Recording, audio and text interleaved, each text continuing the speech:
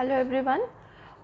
Today we are going to start with a fresh new chapter of political science, that is democratic rights.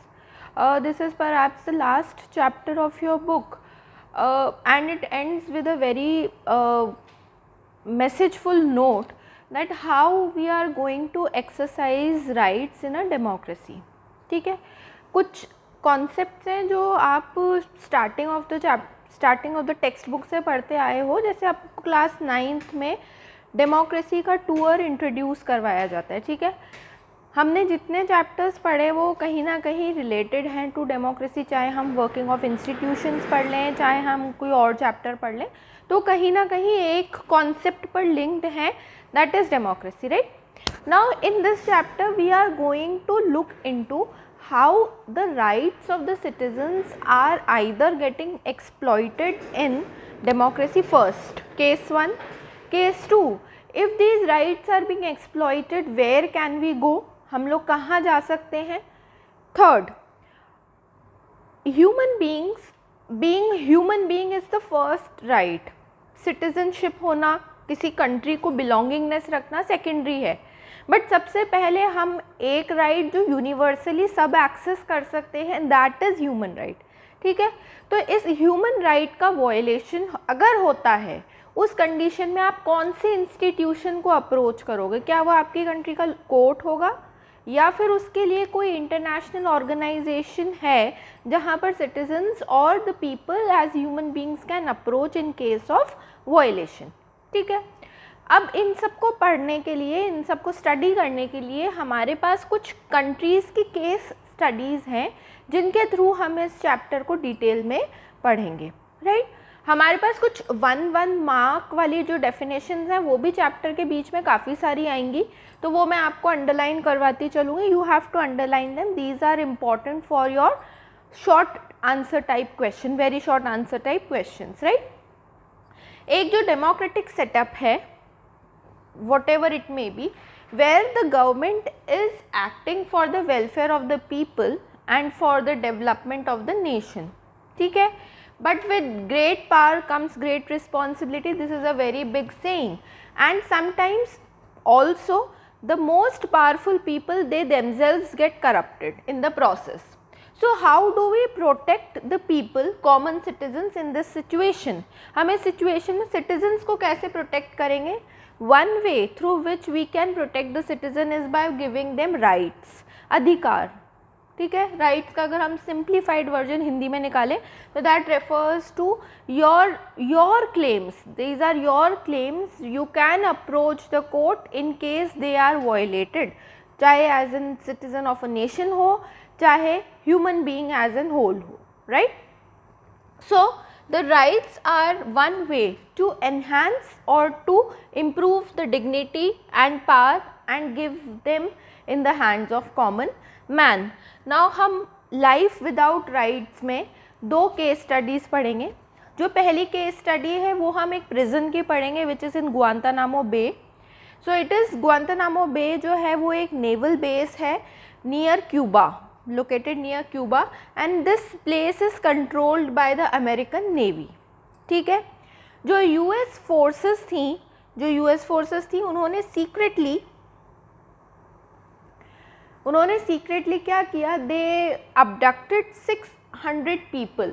ठीक है, US में जो terrorist attack हुआ था in year 2001, that terrorist attack was seen as in base कि that was seen on religious lines that the terrorist mostly belong to one community, और जितने लोग उस कम्युनिटी के हमारे यहाँ पर रहते हैं हमें उन सबको टारगेट करना है. Means they were all seen as terrorist of the nation, right.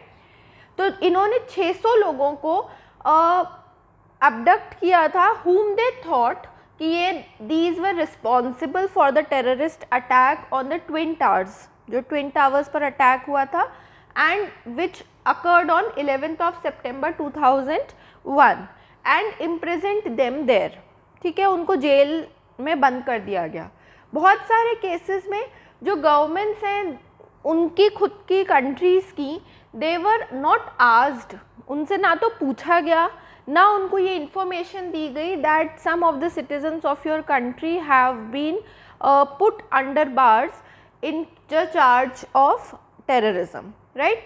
जो फैमिलीज थी प्रिजनर्स की, मीडिया और even the most important UN representative international level तक जब ये बात गई तो they have not been allowed to meet anyone, ठीक है। उनको बिल्कुल एक ड्रेडेड प्रिजन में डाल रखा था जहाँ पर वो किसी से मिल नहीं सकते, no one can approach them, right. According to the law at least within 24 hours of your imprisonment आपको एक बार मजिस्ट्रेट के सामने पेशी की परमिशन होती है, दिस इज़ अ लॉ।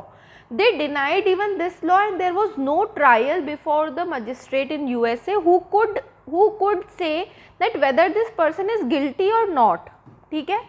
उनका कोई ट्रायल नहीं हुआ and these prisoners were not allowed to approach their court in their country even।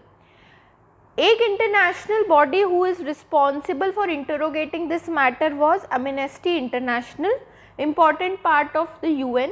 It reported that the prisoners were being tortured, 3rd degree level का torture हो रहा था। We can not imagine this torture given to human beings at least. अगर आपको it's although backdated movie, terrorist attack के ऊपर एक movie भी आई है, न्यूयॉर्क आई है। एक मूवी और है जो कि इसी कॉन्सेप्ट के ऊपर बेस्ड थी, starring Shahrukh Khan, my name is Khan, right. The movie was based around this only that why terrorism is seen around this concept, where is all the people who belong to the community are not terrorist, some of them may be but not all. That was a generalised conception जो कि US ने जिसको बेस बनाया अपना, that all the people who belong to this community were tagged as terrorist. तो amnesty international जो है उसने ये इंटरोगेशन करी थी कि प्रिजनर्स को बहुत बुरी तरीके से टॉर्चर किया जा रहा है and it is violating in fact the US laws. जो US को भी प्रिजनर्स को रखने के लॉज थे वो उन तक को वायलेट करे थे, उनको कोई ट्रीटमेंट नहीं मिल रहा था। They were being treated as they were denied the treatment that even prisoners of war must get as per the international treaties।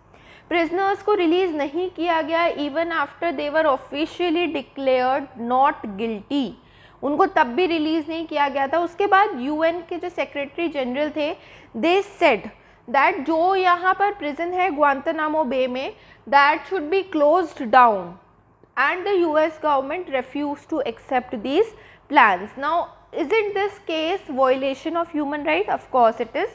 Second हम केस स्टडी पढ़ते हैं citizens rights in Saudi Arabia. Saudi Arabia जो है वो एक ऐसी country है जो कि अंडर मोनार्कियल रूल रही है। So it is ruled by an hereditary king and people really do not have any role in electing और चेंजिंग द रूलर्स, ठीक है, उनका कोई रोल नहीं है। जो किंग है वो लेजिस्लेचर को सिलेक्ट करता है, एग्जीक्यूटिव को सिलेक्ट करता है, वो ही अपॉइंट करता है जजेस को and he can change the decision. Citizens के पास कोई राइट्स नहीं हैं that they can form any political parties और एनी ऑर्गेनाइजेशन। मीडिया जो है वो कुछ भी रिपोर्ट नहीं कर सकती जो मोनार्की के अगेंस्ट हो। वहाँ पर रिलीजन को लेकर कोई फ्रीडम नहीं है। Every citizen is required to be a Muslim, even if you are a non Muslim you are required to be a Muslim. Non Muslim जो रेजिडेंट्स हैं they can follow their religion but in private spaces not in public. आपको वहाँ public spaces में कोई और religion का वो नहीं मिलेगा, मतलब you won't find any temples, you won't find any church, you won't find any monasteries, you won't find any gurudwara, you will only have to visit the mosque, right? ये होता है कि आपके पास कोई राइट नहीं है पब्लिकली अपने religion को प्रैक्टिस करने की। वुमेन जो है वहाँ पर सब्जेक्टेड है बहुत सारे रिस्ट्रिक्शंस को लेकर। One of the restrictions is related to voting rights, ठीक है। अंटिल 2005 वहाँ पर वुमेन के पास कोई वोटिंग राइट्स नहीं थे, even when they turned to democracy. बाद में 2005 के onwards this concept changed, but the change was कि जो टेस्टिमनी थी that testimony of one man is considered equal to 2 women, यानी कि 2 women's vote is equivalent to 1, that is 1 woman will be granted only, it will be counted as only half vote. जबकि अपना concept क्या है, universal adult franchise where in each person single vote, 1 person 1 vote वाला concept है. ठीक है. तीसरी जो अपन केस स्टडी पढ़ेंगे that is ethnic massacre in Kosovo. Now this is an interesting case study. यहाँ पर 2 कम्युनिटीज़ रिजाइड करती हैं, अल्बेनियंस. ठीक है. ये अल्बेनियंस जो हैं ये मेजॉरिटी ऑफ द पॉपुलेशन है कोसोवो की, और दूसरी कम्युनिटी है सर्ब्स. ठीक है. These were in the majority in other parts of Yugoslavia. ठीक है. जो इनका लीडर था मिल्सोविक, he became the prime minister and wanted the Serbs to dominate the country and to get rid of the Albanians. इसके लिए उन्होंने every possible method try किया, violence try किया, families को मार दिया गया टू कि भाई यहाँ से अल्बेनियंस का जो एग्जिस्टेंस है वो पूरी तरीके से ख़त्म हो जाए. सो थाउजेंड्स ऑफ अल्बेनियंस वर मैसेकर्ड, उनको मार दिया गया. फाइनली several other countries जो थी they intervened to stop this massacre, right? They did not stop on themselves. मिल्सोविक को कैप्चर किया गया and he was tried bye an international court of justice. ICJ ने इसको पनिश किया था फॉर क्राइम अगेंस्ट ह्यूमैनिटी. तो जो चार्ज लगाया गया था इसके ऊपर that was crime against humanity, right. Now what are rights in a democracy? 1 line definition. Rights are claims of a person, please underline this, rights are claims of a person over other fellow beings first, over the society second and over the government. इन तीनों में से कोई भी अगर मेरा right violate करता है being a citizen तो I can approach the court. Right is possible when you make a claim that is equally possible for others. ठीक है. You have to consider that other is also a human being and other person also has the right. ठीक. You cannot have a right that harms or hurts other. आप अपने right को इस तरीके से exercise नहीं कर सकते कि भाई it is harming the other individual. No. ठीक है. ये क्लेम्स हैं बट जस्टिफाइड क्लेम्स हैं. ठीक. जैसे राइट टू लाइफ. ठीक है. राइट टू लाइफ है, अगर मेरे पास है तो पास वाले के पास भी होगा. I can not do so that I don't like this person so I want to kill. मैं उसको मारना चाहती हूँ. I don't want that this person survives anymore. So I start killing people. तो अगर मैं अपना right to life exercise कर रही हूँ तो other person also has the same right. ठीक है. ये condition है that these claims we should make should be reasonable. ये reasonable enough होने चाहिए. They should be such that can be made available to others in equal measures, right? Thus a right comes with an obligation. एक responsibility के साथ आते हैं that you have to respect others' right also. हम लोग ये जब claim कर रहे हैं something it does not become out right, it has to be recognized by the society that we are living in, right? Right का मतलब ये नहीं होता कि randomly हमने कोई भी चीज़ को बोल दिया ये हमारा अधिकार है, इसके लिए नारे लगाने शुरू कर दिए. It has to be recognized within the society in which we are living. So it requires meaning only then. Every society will make certain rules and regulations of conduct. They tell us what is right and what is wrong. So whatsoever is recognized within the society is rightful and becomes the basis. When these socially recognized rights are written in law, जब इनको law के form में लिखा जाता है, then they acquire actually real force. Otherwise they remain merely as natural or moral rights. When it is recognized for some claims they become enforceable. आप court क्यों approach कर सकते हो? उसका रीज़न यही है कि वो enforceable हैं by law.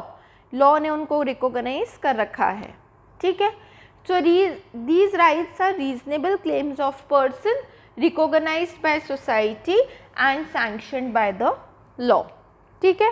नेक्स्ट क्वेश्चन आपके दिमाग में आना चाहिए that why do we at all needs these rights in a democracy. हमें इनकी ज़रूरत एक्चुअली में है ही क्यों? सो फंडामेंटल राइट्स जो है these provide the conditions which are very essential for the development of inherent qualities in man and to secure his all round growth. आपको rights की ज़रूरत इसीलिए है because these are necessary conditions for your development and your qualities that you have. Second, they are necessary to preserve the human dignity and promote progress in an atmosphere of freedom। ठीक है, ये आपकी citizen होने के नाते dignity को enhance करता है, आपको सिविल लिबर्टीज़ प्रोवाइड कर रहा है without which democracy can not be conceived. Fourth है, these are providing a significant check on the arbitrary use of power by the government। Government if elected also cannot use powers arbitrarily। उनको कुछ control, उनके ऊपर कुछ check रखना ज़रूरी है which is provided by these rights। These are also protecting the minorities from exploitation of the majority। ठीक है, अब हम आते हैं नेक्स्ट हेडिंग पर कि आपके इंडियन कॉन्स्टिट्यूशन में क्या क्या राइट्स आपको प्रोवाइडेड हैं। जब इंडिया की कॉन्स्टिट्यूशन बनी तो इस चीज़ पर बहुत ख़ास ध्यान दिया गया था क्योंकि हम लोग एक मल्टी कल्चरल, एक मल्टी डाइवर्स कंट्री हैं जहाँ पर बहुत सारे कल्चर्स अमेलगमेट होते हैं, मिक्स होते हैं। तो हमारे यहाँ पर इस चीज़ का बहुत ध्यान रखा गया था कि जब अपन डेमोक्रेसी को फॉलो कर रहे हैं, जब लोगों को फ्रीडम दे रहे हैं, तो उस फ्रीडम के साथ हमें कुछ राइट्स भी मेंशन करने पड़ेंगे। इन the rights which are given to the citizens of the nation are categorized as fundamental rights which are 6। हम लोगों को 6 फंडामेंटल राइट्स जो हैं वो गारंटीड हैं, starting from article 14 to article number 32। इतने फंडामेंटल राइट्स जो हैं ये आपको प्रोवाइडेड हैं and all these comes under 6 fundamental rights which are being provided to you। तो हम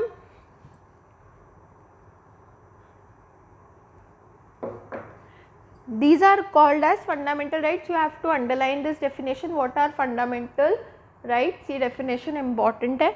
हमारा जो preamble है constitution का, it is talking about securing all its citizens equality, liberty and justice। Fundamental rights will put these ideologies into promise and into effect। They are an important basic feature of the constitution। So we'll start from the first fundamental right that is been provided to us, that is right to equality। ठीक है, जो सबसे पहला fundamental right है that is right to equality starting from article 14 to 18। ठीक, जो इसके aspects है कि राइट टू इक्वलिटी क्या क्या इंक्लूड करता है, वो इंक्लूड करता है equality before law, right. So the first concept says that all the citizens are equal in the eyes of law. all of them have an equal opportunity to approach the court in case any of the right have been violated, right, and they all have equal status in front of law। ठीक है, ये आपका पहला right है जो आपको बताता है that we are all equal in the eyes of law. There should be no discrimination made on the basis of race, caste, your gender और प्लेस ऑफ बर्थ। ठीक है, सेकंड है कि अपने यहाँ पर पहले टाइटल्स बहुत दिए जाते थे, नाम के आगे जनरली टाइटल्स लगाए जाते थे। So all these titles have been banned, right. जैसे ज़मींदार, ज़मींदार एक काइंड ऑफ टाइटल है which is creating a separate class of people who will be categorise differently, right. So the titles, putting titles in front of your names have been abolished. People should be given equal opportunity to show their skills. State discriminate नहीं कर सकता अब किसी के भी matter में in case of employment। all the citizens can apply and become employees of the state। weaker sections को protect करना, जैसे women and children, for them also there are some reservation schemes which have been initiated for the weaker sections। educational institutions में, government offices में the seats are reserved for the weaker section। also there has been a ban on the practice of untouchability। पहले untouchability जो थी बहुत common थी अपनी society में, where in the upper caste use to treat the lower caste as untouchables. Now this has been made as an offence. Anyone who practices it is liable to punishment. No citizen can be denied access to shops, public restaurants, hotels, places of public entertainment.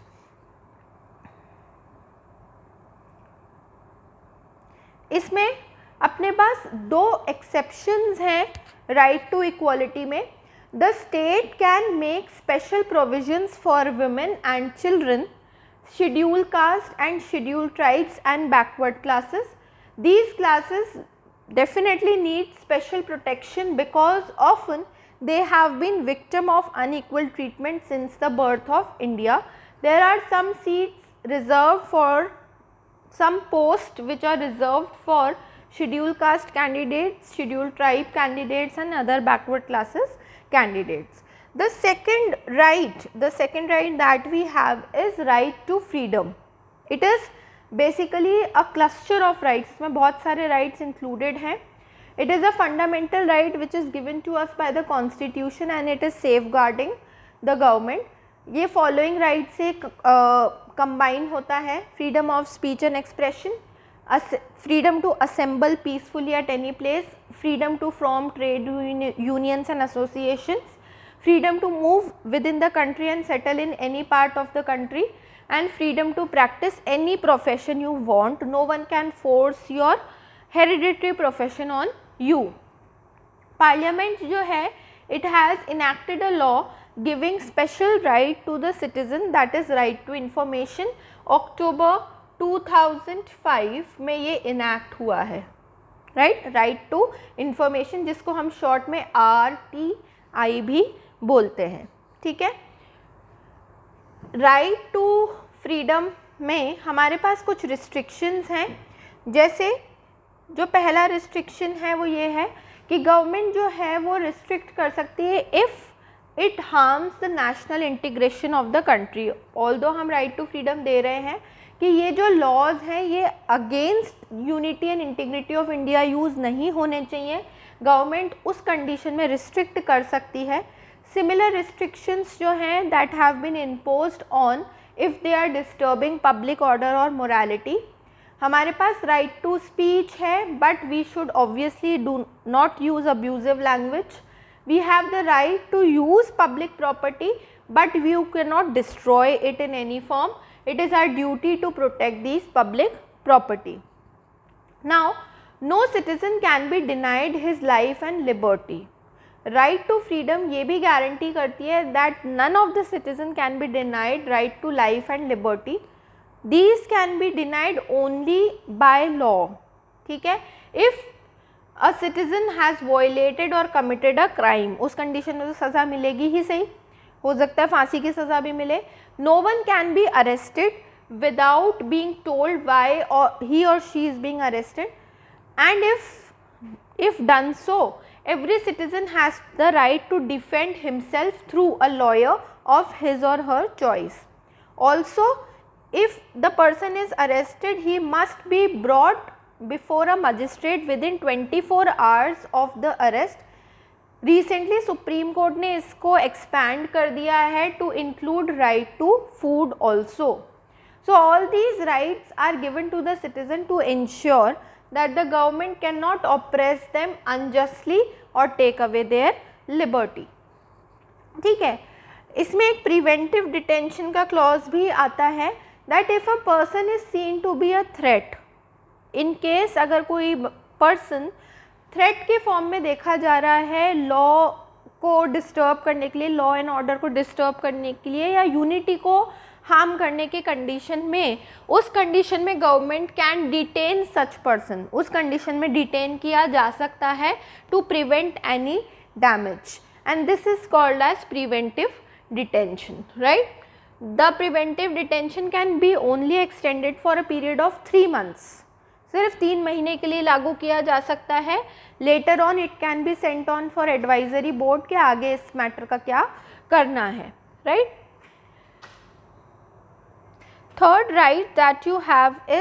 Third fundamental right that you have is right against exploitation. Right against exploitation deals with 3 basic fundamentals: human trafficking जो होती है human beings की buying और selling for immoral purposes particularly for females, that is known as human trafficking. ये और children, human trafficking human beings में होना illegal है, कंप्लीटली इलीगल है। फोर्स्ड लेबर और बेगार परफॉर्म करने के लिए, किसी को फोर्स करना, दैट यू परफॉर्म बेगार, बेगार का मतलब होता है you provide your services free of cost, ठीक है ना। बेगार का मतलब कि आप कोई सर्विसेज दे रहे हो but you are not charging और the other person is not paying you anything is known as बेगार, ठीक है। तो आप किसी को लेबर परफॉर्म करने के लिए फोर्स नहीं कर सकते, बेगार के लिए फोर्स नहीं कर सकते। थर्ड है it goes under the act कि आप 14 साल से कम उम्र के बच्चों को किसी भी हैज़ार्डस इंडस्ट्रीज़ में एम्प्लॉय नहीं कर सकते।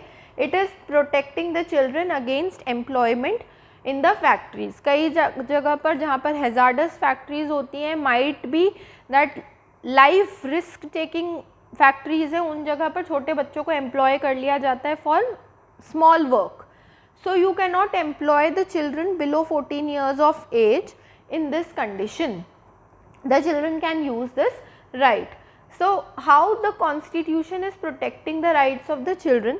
उन्होंने constitution ने it bans trading of children, that is buying and selling.